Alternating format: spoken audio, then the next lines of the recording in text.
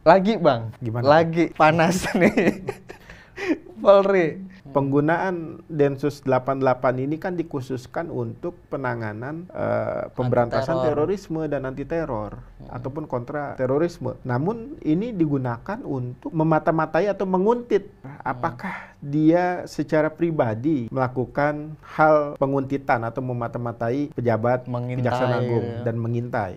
Melakukan apa dan dalam rangka apa? Jika memang si oknum anggota ini atas perintah, lalu siapa yang Yang memerintahkan? perintah. Kalau orang awam bilangnya, oh apa kaitannya ini? Gitu. Kalau menurut abang ada kaitannya nggak itu bang? Akhirnya ini akan memicu konflik antar institusi. Oke. Gitu. Jadi menjadi gap yang makin tinggi nih. Konflik ini kan makin ngawur, bahaya ini.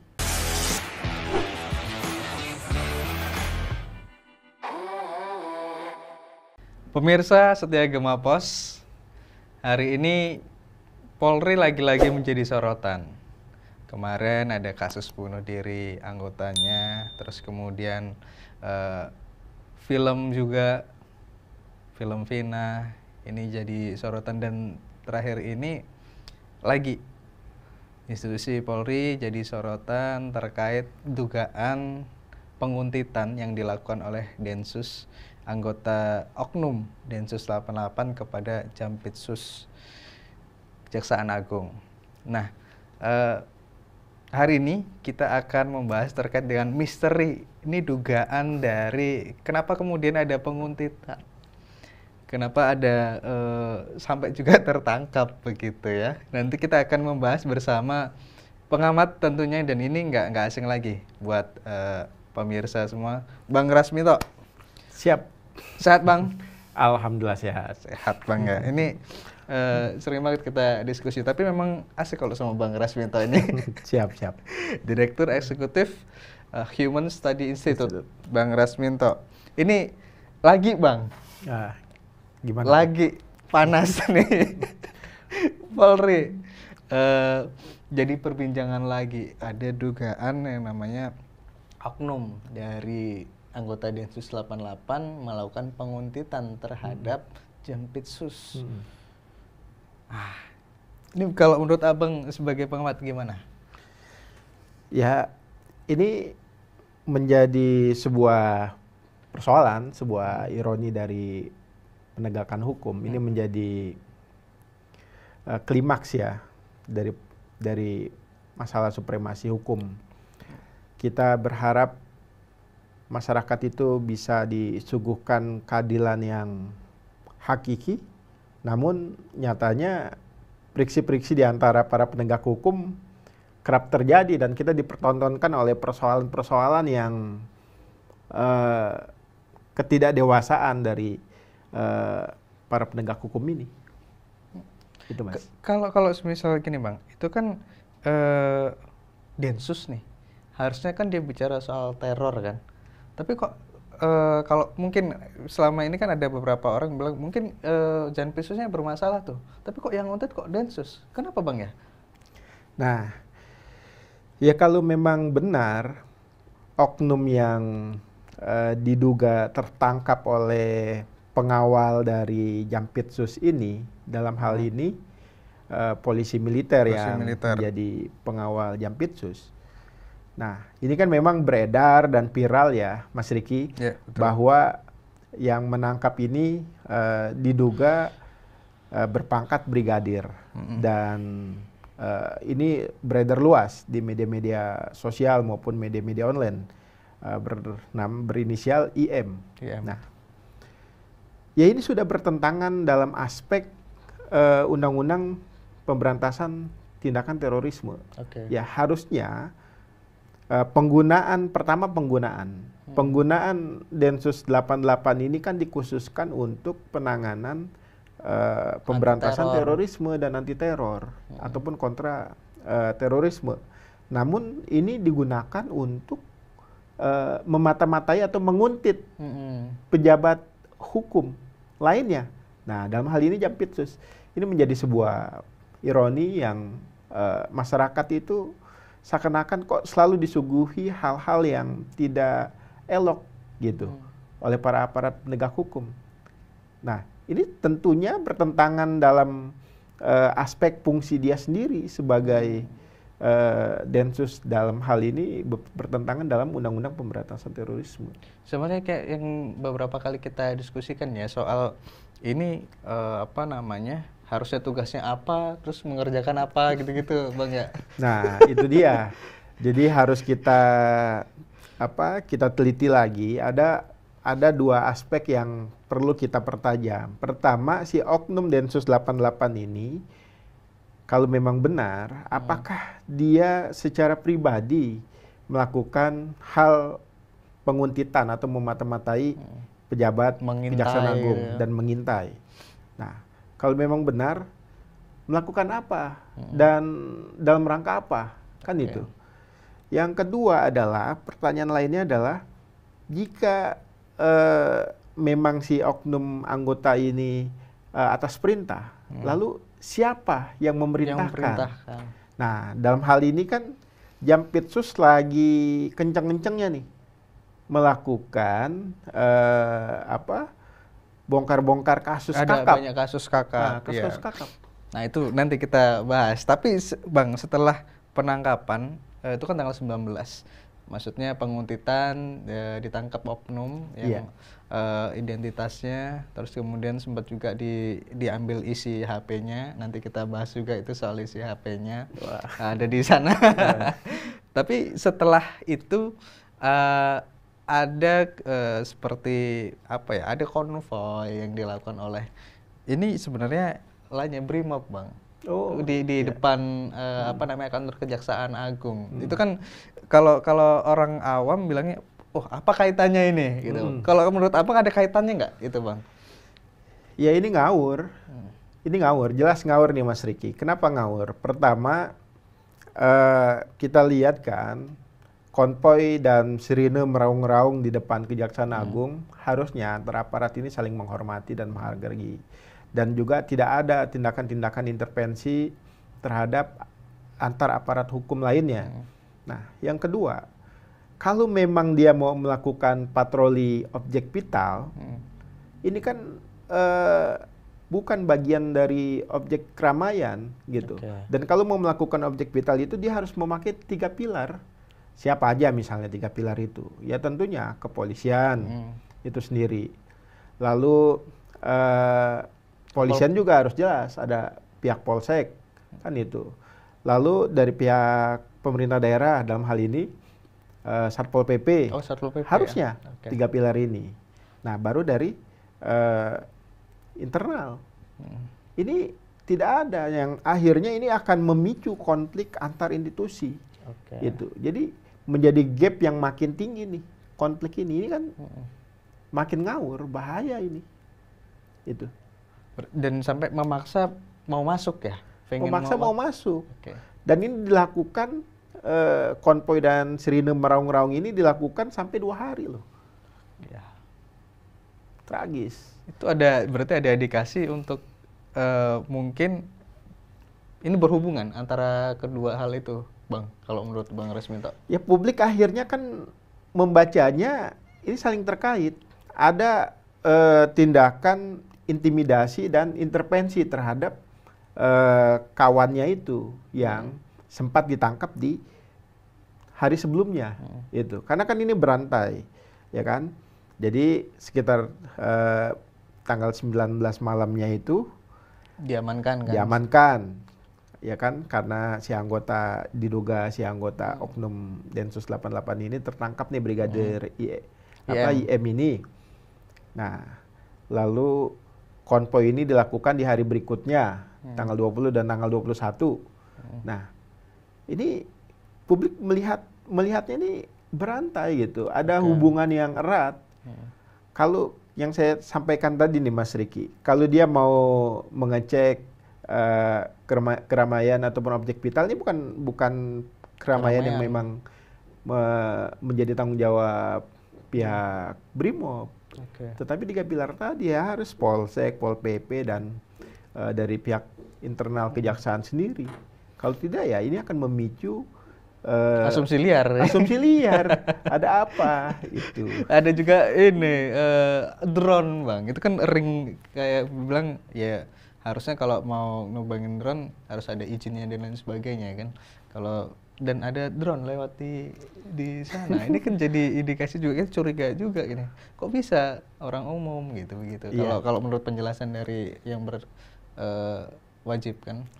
Iya, memang juga ini masalah drone kan rame juga bahwa ada juga yang menganggap ini masyarakat biasa mau melihat traffic lalu lintas.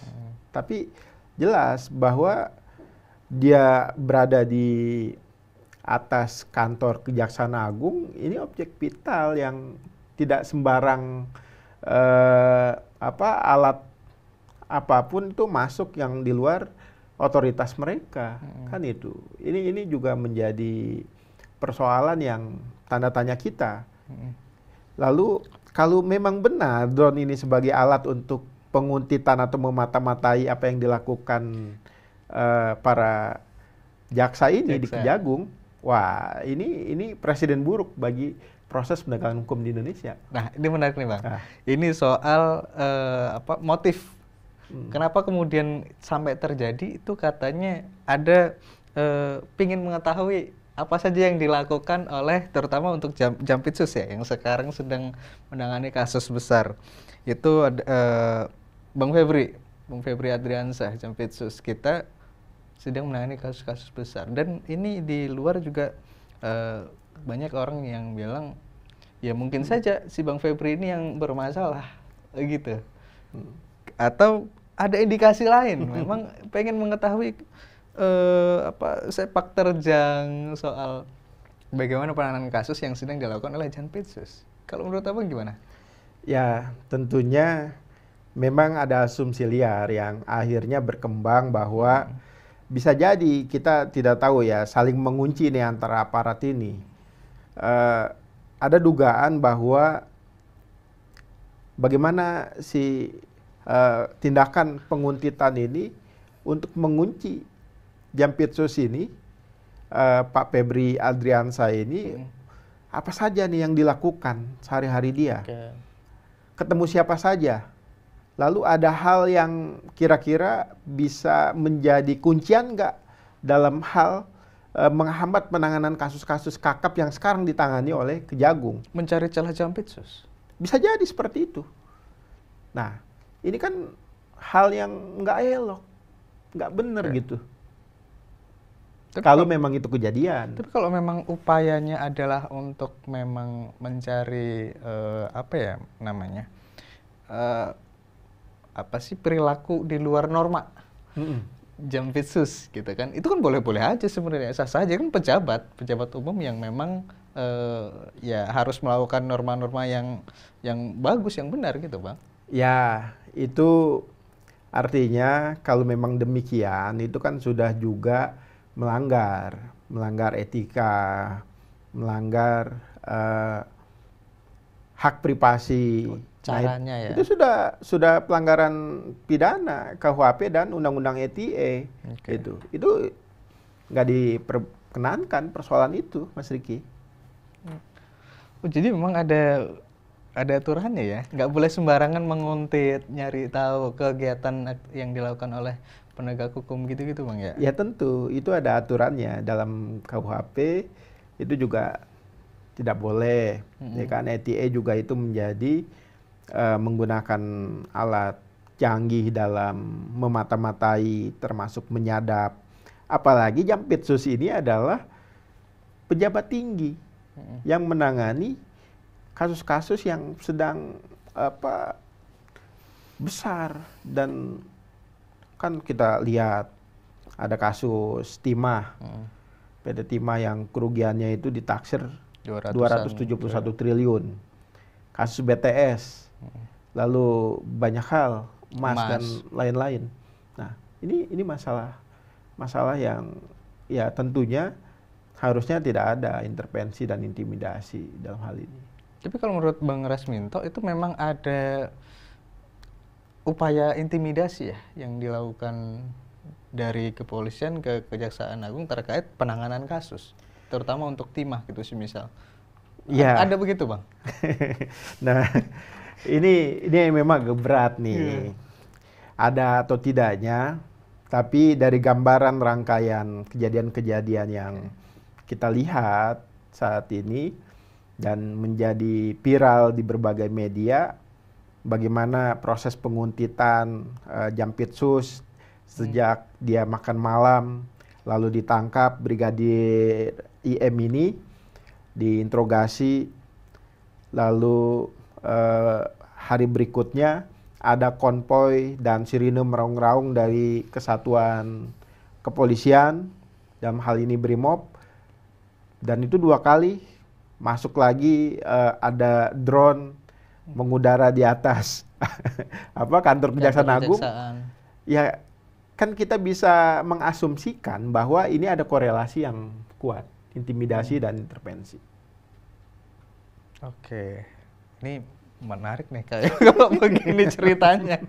Tapi soal bener atau enggaknya, ini yang harus kita tunggu nih Bang. Ini soal Kapolri sama Jaksa Agung ini masih belum mengeluarkan statement resminya.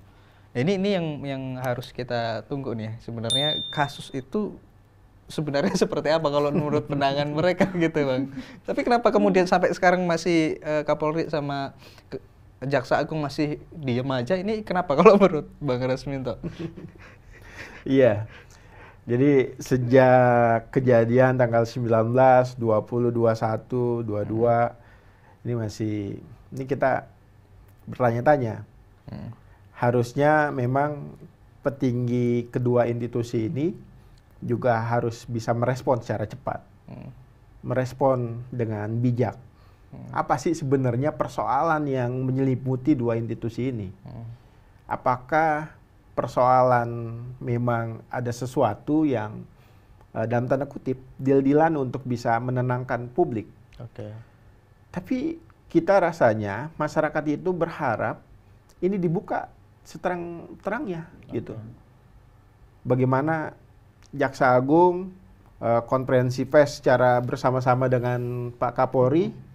Nah, begitu juga ya Polkam, Kemenko Polkam juga harus turun tangan. Ini kasus bukan kasus sepele gitu. Nah, ini bukan kasus sepele. Kenapa? Ini sudah memasuki dalam ranah independensi kejaksaan untuk bisa melakukan proses penegakan hukum di bidang tindak pidana korupsi yang kalau kita lihat asumsikan dia membahas menyelidiki kasus-kasus kakap nih misalnya itu kasus timah, kasus khusus ini ya jangan ada lah, biarkanlah independensi ini secara terang benderang. Tetapi kita juga berharap nih Mas Riki. Gimana? Nah kita berharap jangan sampai pada saat proses penyelidikan, penangkapan ini bombastis, ya kan, Kejaksaan Agung. Tetapi di akhir finishing penyelesaian kasusnya tertutup.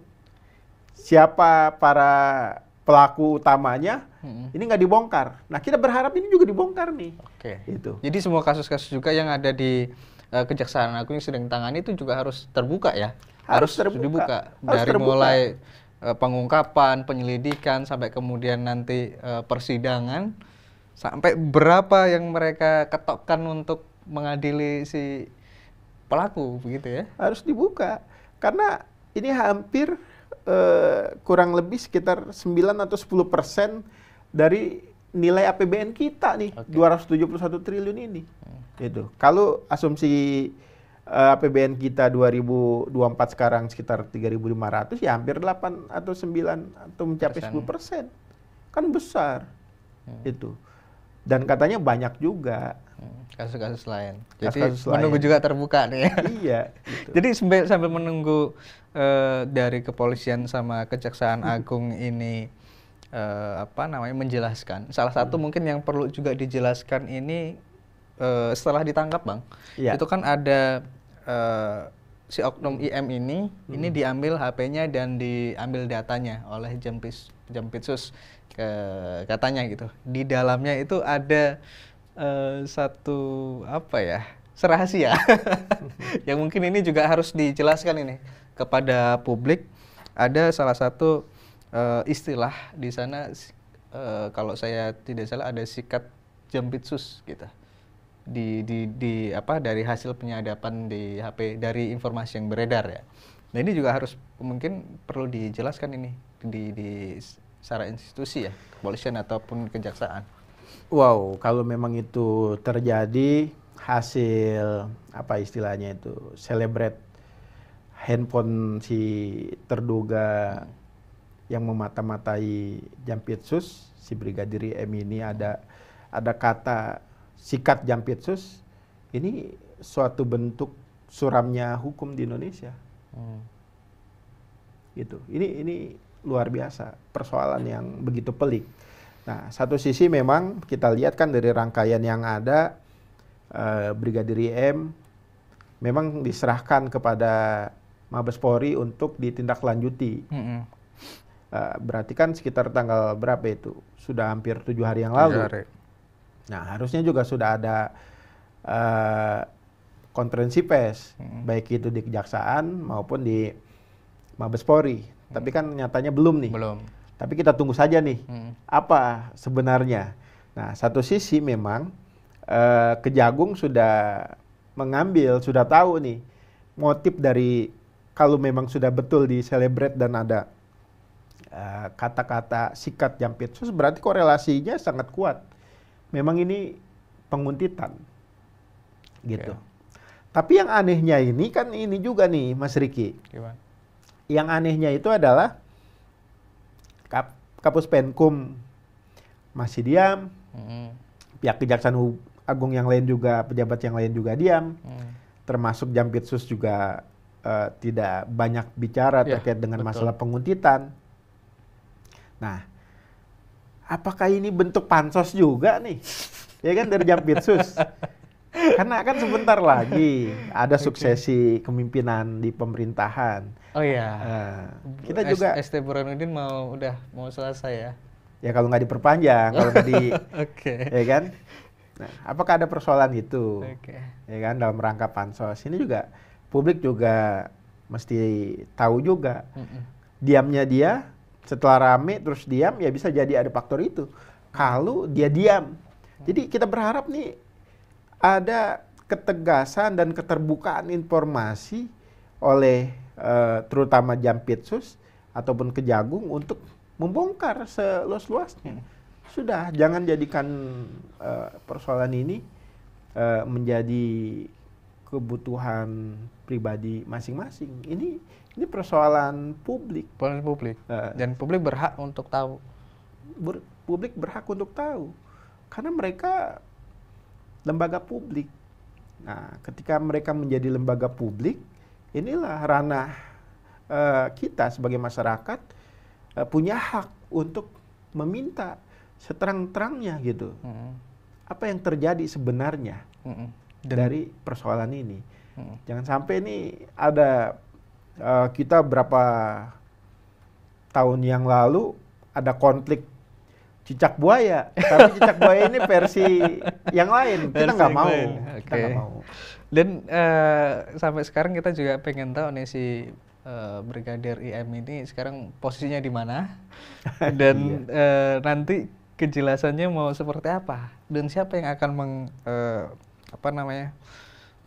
mengadili ataupun memang memberikan mengadili lah istilahnya Bang ya untuk si Brigadir IM. Kalau menurut Abang ini nanti ketika memang betul diusut, si Brigadir IM ini bakal ditangani siapa, Bang? Di internal kah atau kemudian nanti bisa di luar kah? Karena ini satu-satunya yang tertangkap nih. Gitu, Bang. Ya, kalau jatuhnya ke KUHP dan Undang-Undang ITE kan jelas ini pidana umum. Ya kan, penguntitan, memata-matai dan maupun penyadapan kan pidana umum. Ya tentunya ini kembali lagi diserahkan kepada Polri. Polri. Dalam hal ini Mabes Polri ataupun Barreskrim Polri. Nah, kita berharap jika ini ditangani oleh Polri, ya Polri pun harus bisa terbuka, transparan, dan akuntabel. Karena jangan sampai ini menjadi informasi yang tertutup. Publik berhak tahu tentang persoalan penanganan kasus ini. Itu. Nah, karena kalau kejaksaan sendiri kan dia sifatnya hanya diferensiasi fungsional. Dia tindak lanjut dari kasus-kasus pelimpahan kasus dalam penuntutan kasus. Nah, kecuali pidana khusus, tindak pidana korupsi dan sejenisnya. Jadi kembali ke Polri. Tinggal bagaimana nih bola panasnya nih ada di Polri lagi nih. Itu Mas Riki. Tapi harapan kita ini memang karena banyak kasus beberapa waktu terakhir Polri ini harus membuktikan nih Bang ya. Harapan kita harus membuktikan banyak yang dipertanyakan sekarang dengan kasus-kasus, harus membuktikan bahwa dia ya harus memperbaiki diri lah. Ya. Harapan kita. Nah ini luar biasa sekali nih diskusi kita, kayaknya agak jurang-jurang. Tapi nggak apa-apa, ini publik berhak tahu dan kita harus membicarakan ini.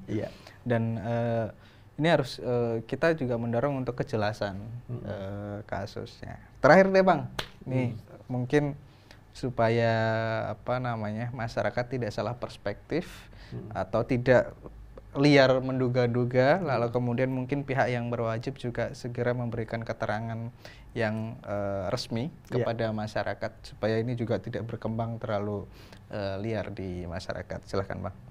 Ya, kita berharap baik dari Kejagung maupun dari Polri ini terbuka dengan persoalan panas ya antar institusi ini. Apalagi mengkait juga dengan pengawalan polisi militer yang seakan-akan ini jadi antar institusi nih, konflik antar institusi. Nah, kita melihat ini harus berjalan on the track. Bagaimana reformasi itu pilar utamanya itu adalah penegakan hukum, sehingga persoalan-persoalan di bawah dalam menghambat pembangunan nasional ini, yaitu tikus-tikus liar yang menggerogoti pembangunan, ya ini harus bisa ditegakkan. Jangan sampai supremasi hukum yang telah berjalan semenjak pasca reformasi ini sudah 26 tahun ini ternodai dengan konflik antar institusi, baik itu Kejagung maupun Polri itu sendiri, sehingga publik berharap bagaimana Kapolri, Jaksa Agung ini duduk bersama untuk menjelaskan seterang benderang persoalan yang menimpa di malam-malam mencekam itu. Coba bayangkan di situ ada konvoi satuan Brimob, lalu dihadapkan juga dengan ada pasukan juga nih dari polisi militer, marinir, angkatan darat. Kalau terjadi kejadian, ini menjadi presiden buruk bagi penegakan hukum di Indonesia. Kita tidak mau, dan ini mencederai para founding father, terutama amanat reformasi kita di 98. Barangkali itu. Jadi semua kembali bagaimana menghormati kehormatan korps masing-masing dengan ya juga menjaga sumpah masing-masing mereka. Saya yakin masing-masing dari mereka kan punya sumpah setia. Bukan sumpah setia untuk pimpinannya atau kelompok tertentu. Tetapi mereka itu sumpah setia untuk bangsa dan negara. Itulah yang tertinggi. Barangkali itu, Mas Riki, terima kasih nih. Wih, luar biasa. Terima kasih Bang Rasminto. Sekali lagi kita pengen diskusi ini untuk mendorong kejelasan, Bang. Siap. Mendorong kejelasan supaya tidak liar lagi. Kita juga pengen tahu seperti apa sebenar-benarnya gitu, mendorong dari kepolisian maupun dari kejaksaan, tidak ada maksud Ya. lain kan begitu. Betul. Supaya ini menjadi informasi juga masyarakat Ya. di masyarakat gitu kan, Ya. tidak gonjang-ganjing. Baik, terima kasih sekali lagi Bang Rasminto. Pemirsa setia Gemapas, sekian diskusi kita bersama Bang Rasminto. Nantikan video-video selanjutnya. Jangan lupa selalu like, komen, dan subscribe tayangan di Gemapos. Terima kasih. Sampai jumpa. Siap. Makasih Terima kasih, banyak Bang. Mas Riki. Sukses selalu. Sukses. Gemapas.